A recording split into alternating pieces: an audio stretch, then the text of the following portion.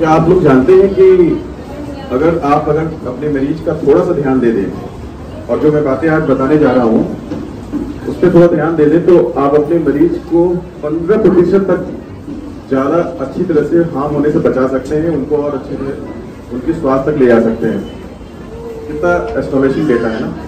नमस्कार सभी को, मेरा नाम डॉक्टर प्रसूत कांत है। मैं एक चेस्ट स्पेशलिस्ट हूँ और सेंट जोसेफ में हूँ, गंभीर रोग विशेषज्ञ, allergy specialist and critical care specialist. तो हम लोग आज ये जो बात करने जा रहे हैं ना, वो बात करेंगे आज वर्ल्ड पेशेंट सेफ्टी डे।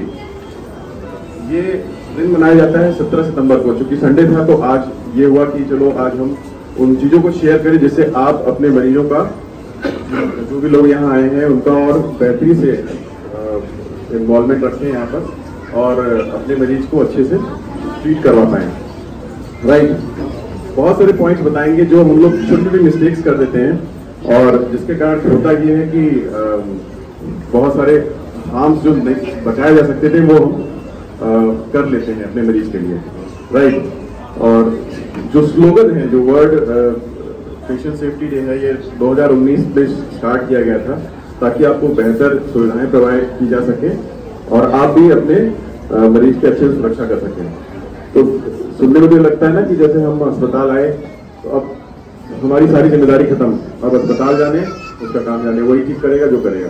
लेकिन क्या आप जानते हैं कि हमारी भागीदारी कितनी इंपॉर्टेंट है?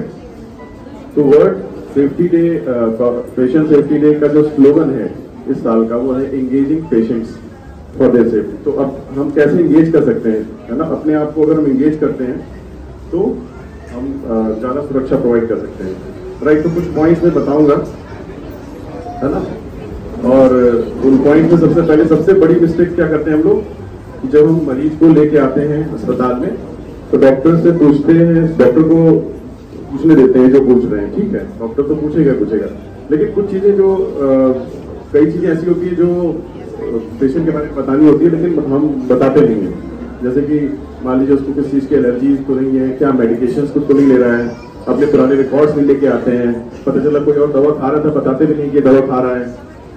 कई बार मरीज खुद नहीं बता पाता है कि हम ये दवाएं ले रहे थे, खा रहे थे, है ना? तो ये सारी चीजें होनी चाहिए। तो कुछ चीजें हैं जैसे कि आजकल जो चल रहा है ना, सबसे इम्पोर्टेंट इलाज का दूसरा डॉक्टर कौन है? गूगल बाबा, मानते ना?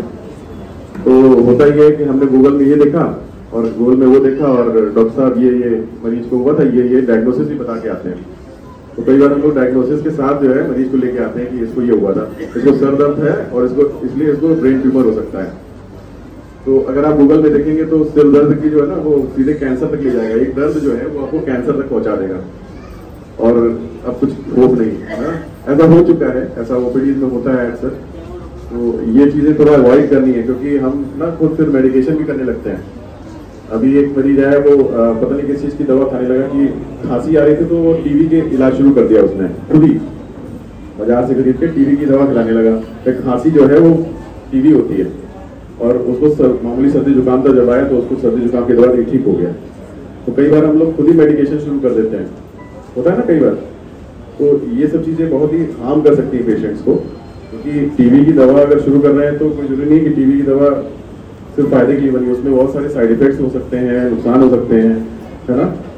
तो जब आप आइए तो इन्फॉर्म डिसीजन मेकिंग करिए। जब आप आए तो अपने डॉक्टर से मशवरा कीजिए कि हम जिस बीमारी के लिए आए हैं वो बीमारी क्या है ना? एक डिस्कशन में हो और ये जरूर पूछे कि ये इस बीमारी के क्या ट्रीटमेंट आउटकम्स हो सकते हैं, कितना हमारा मरीज गंभीर है, क्या चीजें हम आपके लिए कर सकते हैं, है ना?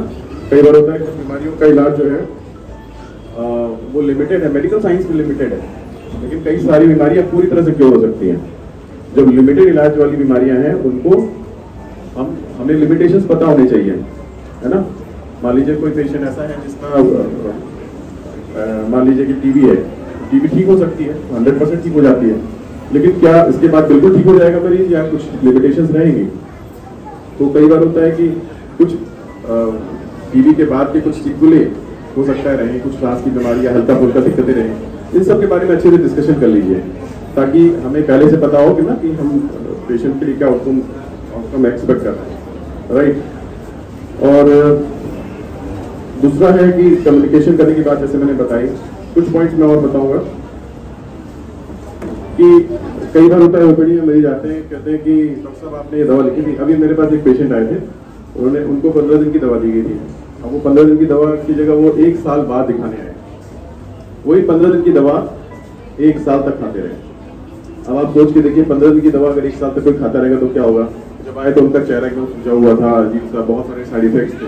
तो हो गई 15 दिन में ठीक हो गए ना, जब मुझे लगा ठीक हो गए चलो ये दवा खाते हैं, होता है ना कई बार। तो इससे क्या होगा, बहुत ही ज्यादा नुकसान हो सकता है। दवाएं एक लिमिटेड अमाउंट ऑफ टाइम के लिए बनी रहती हैं, उतने समय के लिए दवाएं खानी चाहिए, उसके बाद क्या होगा वो नुकसान ही करेगी। तो अपनी सेफ्टी इस तरह से रखिए, राइट। कई बार सेम मेडिसिन खाते हैं और क्या करते हैं, दूसरों को भी बताते हैं, अपने पड़ोसी को बताते हैं, है ना। हमारे चचा जान को ये चीज हुई थी और चचा ने दवा खाई थी तो वो हम भी खा लें, पहली चीज गलती। अब चचा को जुकाम वाली खांसी आई थी, आपको टीबी वाली खांसी है, तो वही दवा से ठीक हो जाएंगे? हो जाएंगे क्या? नहीं होंगे। तो दूसरा, उनको वो बीमारी हुई थी तो हमको ये बीमारी हुई तो हम भी इनको ये दवा दे दें, सेम दवा। तो कोई जरूरी है उनको कोई बीमारी हो? हमारा शरीर सिम्टम्स पैदा करता है, बीमारी नहीं बताता है। बीमारी को पता लगाने के लिए डॉक्टर्स के पास आइए, अस्पताल आइए, या डायग्नोस्टिक्स है ना। तो वही बीमारी आपको, कोई जरूरी नहीं कि सेम सिम्टम की बीमारी सेम आपको भी हो या उनको, ठीक है।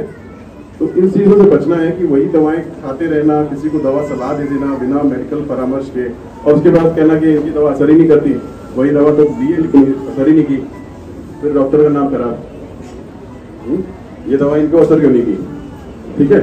इसका एज क्या है, वो उसके साथ और क्या कॉम्प्लिकेशन है, वो सारी चीजें देखनी पड़ती है, राइट। अपनी एलर्जीज के बारे में बताइए, है ना, ये सब मैंने बात की। और जैसे अगर एडमिटेड पेशेंट्स हैं, अगर आप एडमिटेड हो तो ये कुछ सावधानी बरतनी है। जैसे पेशेंट्स की आप केयर कर रहे हो, मान लीजिए आईसीयू में, तब तो पूरी केयर की जाएगी, सारी चीजें वार्ड में रहते हैं लोग। लेकिन जब जनरल वार्ड में है, प्राइवेट वार्ड में है, तो आपके पास पेशेंट रहता है ना। जो लोग एडमिटेड पेशेंट्स के बारे में बात कर रहे हैं, तो वार्ड में अगर पेशेंट रहता है तो आप उसकी केयर आपको खुद कुछ करनी पड़ती है कुछ लेवल तक, क्योंकि सिस्टर्स आते हैं, वो आपके वाइटल्स लेते हैं, आपके इंजेक्शन देते हैं, उसके बाद आप ही रहते हैं उनके साथ, है ना। मानिए चलने फिरने में उसको दिक्कतें हैं, तो पेशेंट उठा अपने आप वॉशरूम जा रहा है ना। कई बार होता है कि पेशेंट उठ के जाते हैं वॉशरूम में, फॉल कर जाते हैं, ऐसा होता है ना। ऐसा क्यों होता है? क्योंकि पेशेंट तो वीक है, पेशेंट के पास इतनी एनर्जी नहीं है, वो बीमार है, तो आप केयर करिए। कई बार देखते हैं कि वार्ड में पेशेंट को अकेला छोड़ के चले गए अटेंडेंट, है ना, चले गए पत्रकार फ्रंट पे चाय पीने गए, ऐसी चीज देखने को मिलती कई बार। तो पेशेंट तो अकेला है ना, वहां पर आप जिम्मेदारी लीजिए कि एक बंदा वहां के साथ रहे हमेशा, है ना। जब वो बेड से उठ रहा है तो उसे बोलिए थोड़ी देर बेड पे बैठे, फिर उसको कहिए कि बेड के कॉर्नर पे आके बैठे, फिर खड़ा होके फिर जाए, उसको सहारा देके लेके जाइए, है ना। लॉक मत करने होने दीजिए वॉशरूम। तो ये सब चीजें कुछ हमें ध्यान देनी होगी, राइट। ऐसे बहुत सारी चीजें, जब आप एडमिटेड रहते हो तो यहाँ पर आपको एक रिस्टबैंड दिया जाता है जिसमें पेशेंट की डिटेल्स लिखे रहते हैं, उसको हमेशा लगा के रखिए। अगर कोई प्रॉब्लम है, अगर वीवो वगैरह लगा हुआ है हाथ में, कैथेटर लगा हुआ है, तो उसको स्नैच ना होने दीजिए। अगर उसमें पेनफुल है तो आप वहाँ के स्टाफ को बताइए। तो ये सब छोटी छोटी चीजें जब हम करेंगे ना, तो हम अपने आप का बचाव कर सकते हैं, अपने पेशेंट को बेहतर एक तरीके से सुविधा दे सकते हैं। अस्पताल तो आपको सुविधा प्रोवाइड कर रहा है, लेकिन आपकी भागीदारी अगर बढ़ जाए तो ये विश्व का डेटा है कि हमारे मरीज के प्रति जो, और अस्पताल के प्रति साथ जो भागीदारी है, अगर उसको हम लोग अच्छे से निभाते हैं तो अपने मरीज को 15%, जैसे मैंने बताया, 15% तक हम अपने मरीज की बेहतरी से इलाज करा सकते हैं, उसको और बर्डन से बचा सकते हैं, राइट। तो ये कुछ पॉइंट्स हैं जो हमें हमेशा ध्यान रखनी चाहिए। और वर्ल्ड पेशेंट सेफ्टी डे में थीम और स्लोगन दोनों होते हैं, तो आप अपनी प्रॉब्लम्स को भी कह सकते हैं। ये स्लोगन है कि आप अपनी बातों को भी रखें, कि आपको जो अगर कुछ प्रॉब्लम्स हैं, यदि आप कुछ कंसर्न्स हैं, वो अपने डॉक्टर से हमेशा डिस्कस करते रहिए, है ना।